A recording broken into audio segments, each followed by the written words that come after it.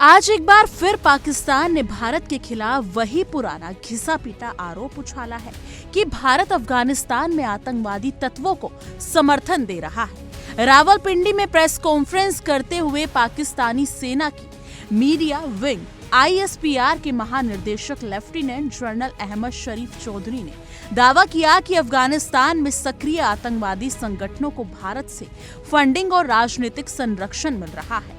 उन्होंने तालिबान सरकार पर तथाकथित युद्ध अर्थव्यवस्था चलाने का आरोप लगाया और यहां तक कि कह दिया कि तालिबान को एक नया हीरो मिल गया है, जिसका इशारा भारत के प्रधानमंत्री की ओर था। जी हाँ, सवाल ये है कि बिना किसी ठोस सबूत, बिना किसी अंतर्राष्ट्रीय रिपोर्ट के समर्थन के पाकिस्तान को अचानक भारत पर ऐसे गंभीर आरोप लगाने की जरूरत क्यों महसूस हुई।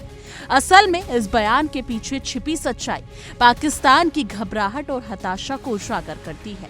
4 जनवरी को बीजिंग में चीन और पाकिस्तान के विदेश मंत्रियों के बीच हुई 7वीं रणनीतिक बातचीत में चीन ने पाकिस्तान को साफ और सख्त संदेश दिया। सूत्रों के मुताबिक चीन पाकिस्तान इकोनॉमिक कॉरिडोर यानी कि CPEC की बेहद धीमी प्रगति, पाकिस्तानी धरती पर चीनी इंजीनियरों और नागरिकों की सुरक्षा में बार बार हो रही चूक और बढ़ते आतंकी हमलों को लेकर नाराज है। चीन ने यह भी संकेत दिया है कि अगर हालात नहीं सुधरे तो निवेश और रणनीतिक समर्थन पर पुनर्विचार किया जा सकता है। यही वो पल था जब इस्लामाबाद में बैठे जर्नलों को अपनी नाकामी छिपाने के लिए एक नए दुश्मन की जरूरत पड़ गई।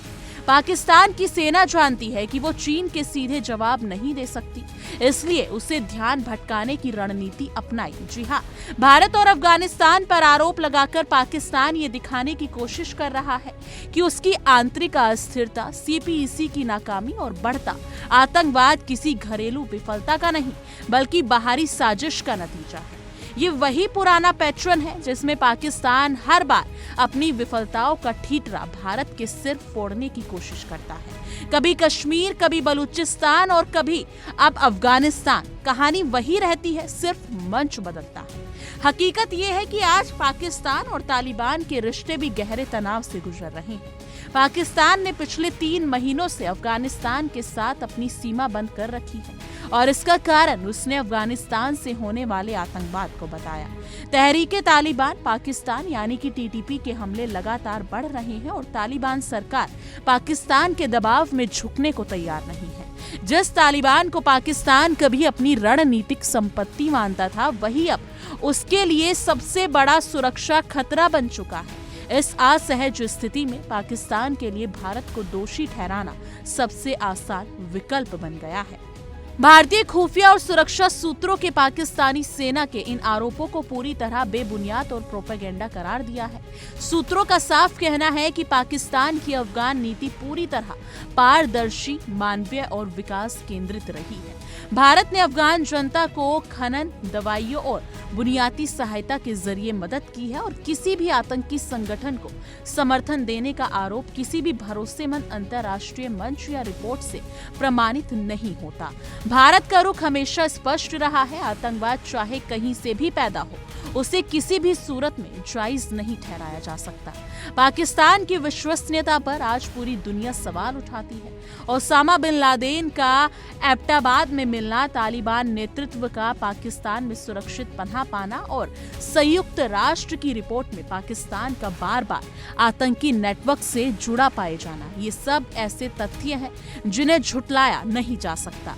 ऐसा देश द्वारा भारत पर आतंकवाद को समर्थन देने का आरोप लगाना खुद उसकी दोहरी नीति और अंतर्राष्ट्रीय मंच पर कमजोर होती स्थिति को उजागर करता है। लेकिन आखिर में ये तस्वीर बिल्कुल साफ है, ये मामला भारत तालिबान गठजोड़ का नहीं बल्कि पाकिस्तान की गहराती घबराहट का है। जी हाँ, चीन का दबाव, CPEC की नाकामी, बढ़ता आतंकवाद और आंतरिक अस्थिरता, इन सब सच्चाइयों से बचने के लिए पाकिस्तान ने एक बार फिर भारत विरोधी प्रोपेगेंडा का सहारा लिया है। लेकिन सवाल यही है कि झूठे आरोपों और खोखले बयानों से पाकिस्तान कब तक अपनी नाकामियों पर पर्दा डाल पाएगा और कब वो अपनी ही सच्चाई का सामना कर सकेगा।